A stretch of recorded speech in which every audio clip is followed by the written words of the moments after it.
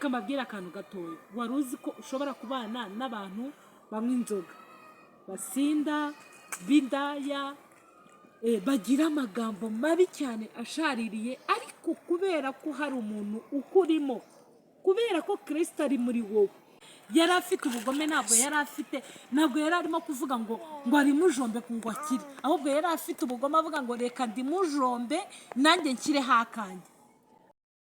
Shalom shalom shalom, ni kuri Bisage TV show.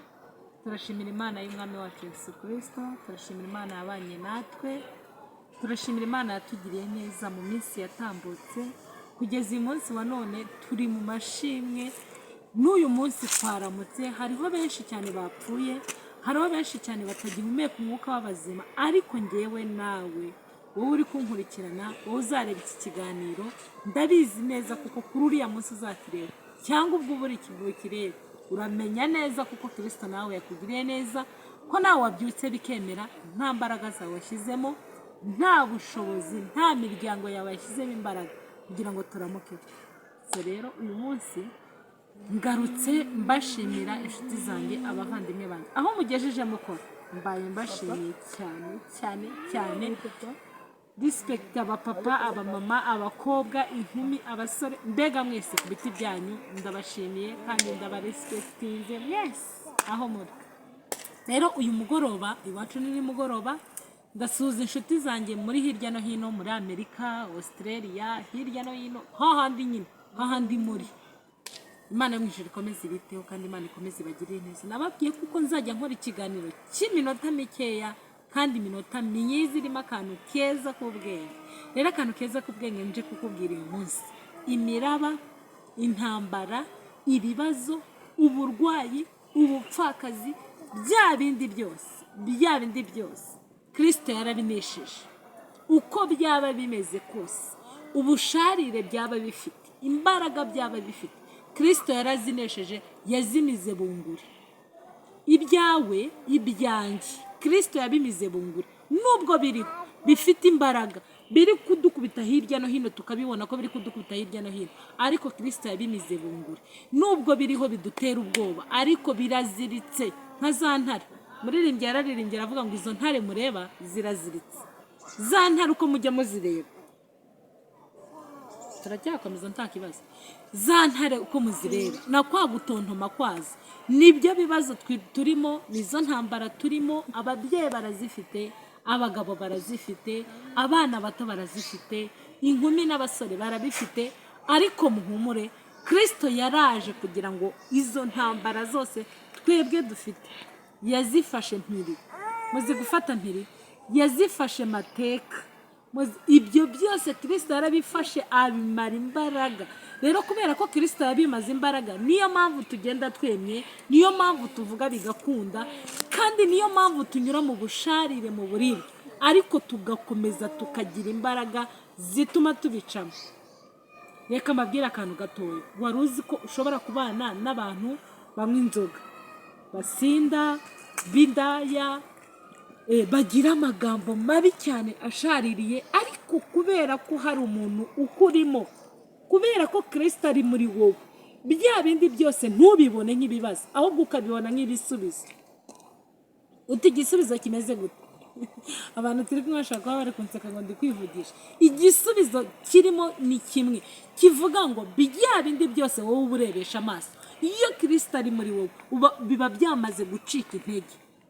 Nawe uri kunyumva, wowe turi kumwe, wowe unteze amatwi, wowe uzandeba, umenye ko ibyo urimo byose, bya bindi bikugoye, bya bindi bikuzengereje, bya bindi wikoreye ibitugu bikenda guhetama, umenye ko Kristo yaje kugira ngo abirushe imbaraga. Kristo abambye Igorigota ku musaraba, wende yari kubambirwa bene wabo, akabambirwa abayuda bene wabo, ariko ntabwo yabambiwe abayuda bene wabo, yabambiwe buri muntu wese wamwizeye, akamwemera, akamwizera nk'umwami n'umukiza w'ubugingo bwe, uwo nawe arakira. Kristo ari ku musaraba, ntimuzi ko bamujyana Igorigota ku musaraba kumubamba, aho yari ari, umusirikare yari ahumye ijisho, aravuga ati reka nanjye kanze mfate n'aka gati, mwabonye ko nica ahantu heza, iri ni icumu. aravuga ngo ahari nanjye mfashe Yesu Kristo nkamujomba ari no cuma, ariko we yari afite ubugome, ntabwo yari arimo kuvuga ngo ari mujombe ngo akire, ahubwo yari afite ubugome avuga ngo reka ndimujombe nanjye nkire hakanje. Ariko kubera ko Yesu Kristo ari umukiza, haleluya, kubera ko Yesu Kristo ari umwami wacu, yafashe rya cumu ari mujomba mu rubavu, ari mujombye mu rubavu, amaraso aramutarukira, ya maraso aba umukiza. Nawe hari ibyo waba ufite bikuremerereye, nawe ujombe Kristo, n'umujombane ubugome nujombane Kristo ubugome, ahubwo umwegere, kuko niwe buye rishobora kugukiza, niwe buye rishobora gufasha imfuruka yawe yari iremererewe, yari ihengane, Kristo akaza akayihengamura. Kristo rero kuko ari umukiza, uyu mugabo yaragize ngo aje kumukorera ubugome, ariko nta bugome Kristo yahise amubera igisubizo, icumu ndaritaye. Kristo yaraje kugira ngo abashe kudukuraho ya mitwaro n'ibigeragezo, abashe kwiyambura ubwiza yari afite, hanyuma yambara ububi bwacu. Akimara kwambara ububi bwacu nibwo twebwe twakize. Umuririmbyi yararirimbye aravuga ngo inkoni twari gukubitwa, Kristo yarazidukubitira. Icumu bari kutujomba, wa musirikare kajya cumu yari kutujomba natwe. Rya cumu natwe bari kuri tujomba, ariko Kristo yarari tujombewe. Rya kamba ry'amahwa bambitse Yesu nanjye bari kuri inyambika. Njya mbona Uganda iyo umuntu yakoze icyaha cy'ubujura, akiba, akagira gute, bazamufata bakamutwika mu ipine, bagafata igipine bakagishiraho peterole, ubundi bagatwika umuntu agashya neza kubera ko yakoze icyaha. Ariko ibyo byose Kristo arabifasha, abimira bunguri. Ibyari kuza bitubabaje bifitiye mbega imbaraga, Kristo yaraje ahita binetraliza. Ubu ngubu ukora icyaha ugahita uvuga ngo Kristo we mbabarira, ugahita ubabarira. Yemwe abarushe n'abaremererewe, yemwe abafite intimba musange Kristo, yemwe abarira, yemwe abafite agahinda mumwizere Kristo, niwe wenyine buye ryo kwizera. Shuti bakunzi banjye, abavandimwe banjye, bantu mwese munkurikirana, ndababwiye gusa ngo mumwegere. Yesu umugore yamukozeho gutya. Umugore, hari abantu bajya batinya kubivuga, uwo mugore yari afite ikibazo cyo kuva, niko Bibiliya ijambo ry'Imana ritubwira. Afite ikibazo yari amaranye igihe kirekire.